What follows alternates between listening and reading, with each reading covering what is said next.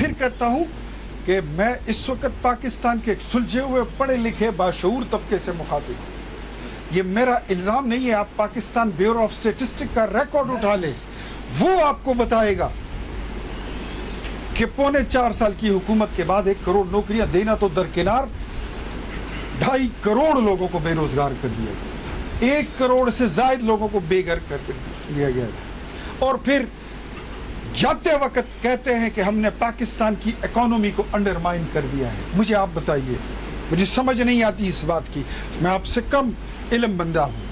مجھے بتائیے کہ جو لوگ پاکستان کی اکانومی کو انڈرمائن کرتے ہیں یہ لوگ کون ہوتے ہیں, ان کا ایجنڈا کیا ہوتا ہے, ان کے اسپانسرڈ کون ہے, ان کی فنڈنگ کہاں سے ہوتی ہے؟ That is Israel, that is India. And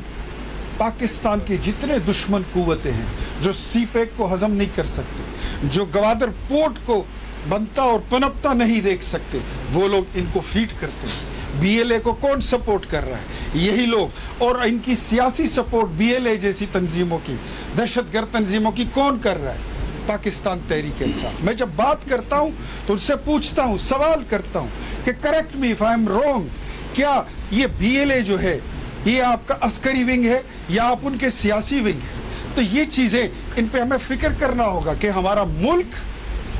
اور پختونوں سے میں بالخصوص کہوں گا کہ آج کے اس ملک کے جو ذمہ داری ہے, جو حالات ہیں, آج پاکستان کے حالات کے جو ذمہ دار ہیں, اور اسپیشلی خیبر پختونخوا کے لوگ کہتے ہیں کہ تبدیلی کا سب سے زیادہ زور جو ہے وہ خیبر پختونخوا میں ہے, اور خیبر پختونخوا کے نوجوان جو ہیں وہ تبدیلی کے بہت اس کو لائک کرتے ہیں, پسند کرتے ہیں, سپورٹ کرتے ہیں. تو میں اپنی نوجوان نسل سے بھی کہتا ہوں, ان سے بھی میرا سوال ہے کہ مجھے بتائیے کہ جو فیصلے آپ نے جذباتی طور پر کیے تھے کہ آؤ نیا پختونخوا بناتے ہیں, آؤ ایک نیا پاکستان بناتے ہیں جہاں پر امیر اور غریب کے لیے دوہرا نظام انصاف نہیں ہوگا, دوہرا نظام تعلیم ہم ختم کر دیں گے, دوہرا نظام صحت ہم ختم کر دیں گے, تو مجھے بتائیے کہ کیا وہ ختم ہوا؟ ہم صرف ان نعروں کے پیچھے, جذباتی باتوں کے پیچھے چل کر اگر ہم چلیں گے تو آج آپ کا صوبہ اس وقت پاکستان کے تمام صوبوں میں سب سے مقروض صوبہ بن چکا ہے. آپ کا صوبہ اس وقت سب سے پسماندہ صوبہ, اور کرپشن کے لحاظ سے میں نے چیلنج کیا تھا آنریبل چیف منسٹر صاحب کو کہ چیف منسٹر صاحب اس وقت اس خطے میں سب سے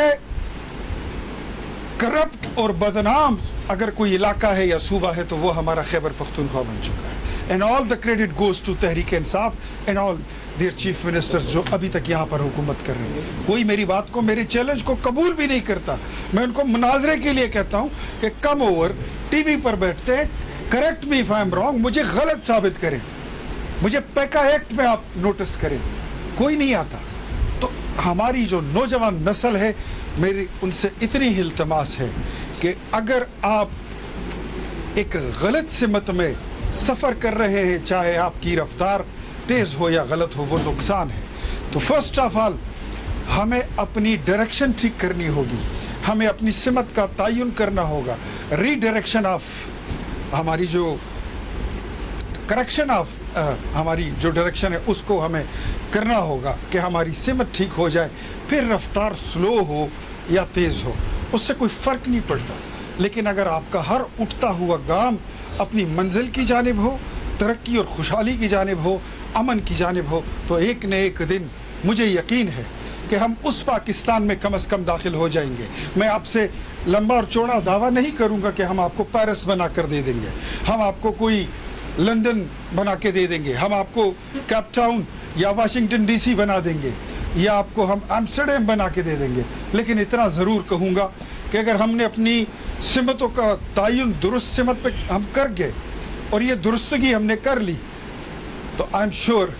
کہ ہم اس پاکستان کی طرف پہنچ سکتے ہیں جہاں پیٹرول کا 1 لیٹر 65 روپے میں ملتا تھا, جہاں بجلی کا 1 یونٹ 5 روپے کا ملتا تھا, جہاں آٹے کا تھیلا 600 روپے میں ملتا تھا, جہاں 15 और 20 हज़ार रुपया मुलाजिम अपनी पूरी महीने की गुजारा भी करके और उसकी जेब में कुछ पैसे बच भी जाते थे, जहाँ गैस सस्ती थी, जहाँ मामलात दुनिया के आपके अच्छे चलते थे। तो मेरे ख्याल में हमें अपनी सिमत का तयन करना होगा और ये खाली खुली नारों से, जज्बाती बातों से, इससे हमें किनारा करना होगा। तो मेरे ख्याल में इसमें कोई वो नहीं है, अब हमारे पास ऑप्शन भी नहीं है। और वो लोग, अल्लाह उनका भला करे, जिन लोगों ने इस मुल्क के साथ ये ज्यादती की थी, अब पाकिस्तान की इकोनॉमी में, I hope I am not taking you long, आप मुख्तसर करूँ, अगर आप कहें तो मैं 2-3 मिनट में मैं मुख्तसर करता हूँ। वो लोग, जब पाकिस्तान की इकोनॉमी मजबूत हुई और पाकिस्तान अपने पैरों पर खड़ा हो गया, 2016 में मोहम्मद नवाज शरीफ ने IMF को आखिरी किस्त देकर कहा कि गुड बाय, अब हमें पैसे नहीं चाहिए, अब हम सेल्फ सफिशिएंट हो चुके हैं, अब हम खुद मुख्तियार हैं, अब हमारे पैरों में इतनी ताकत है कि हम अपना निज़ाम खुद चला सकते हैं। और फिर उसके बाद एक नारा लगाया, नारा लगा और आपने भी सुना कि एक मौका खान को देना चाहिए। उस एक मौके ने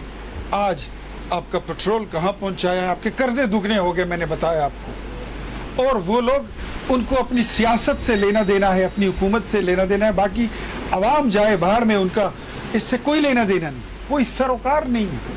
वो लोग बड़े आराम से कह देते हैं कि IMF को लेटर लिखते हैं कि पाकिस्तान के कर्जों को रीशेड्यूल ना करें, इनको फाइनेंस ना करें, कि ये मुल्क डिफॉल्ट कर जाए। और मैं आप जैसे पढ़े लिखे दोस्तों को, आपको ज़्यादा पता है कि जब पाकिस्तान, कोई भी मुल्क, खाकम बदहन पाकिस्तान कभी डिफॉल्ट ना हो, कोई मुल्क डिफॉल्ट हो जाए तो इसका मतलब ये है कि आपके जहाज जहां पर है वो वहीं रुक जाएंगे, आपके शिप्स जहां पर है वो वहीं पर रह जाएंगे, आपकी रेलगाड़ी जहां है उधर रुक जाएगी, आपके LCs जहां पर हैं वो बंद हो जाएंगे, कोई आपको पैसे देगा नहीं, कोई आपसे पैसे लेगा नहीं, निज़ाम आपका रुक जाएगा। और फिर मुल्क ऐसे में, जब मोर्चा जन हो जाती है कौम, तो फिर मुल्क टूटते हैं। तो ऐसे हालात में हमें अपनी कौमी वहदत का और कौमी यगानियत का हमें मुजाहरा करना होता है। वो लोग जिनको पाकिस्तान से कोई लेना देना नहीं है, उनकी निशानदेही करनी ज़रूरी है। और आज मेरे और आपके कांधों पर ये भारी जिम्मेदारी अगर अल्लाह ने डाल दी है, तो मैं आपको अश्योर करता हूँ कि मैं एक नौशहरा की मिट्टी का एक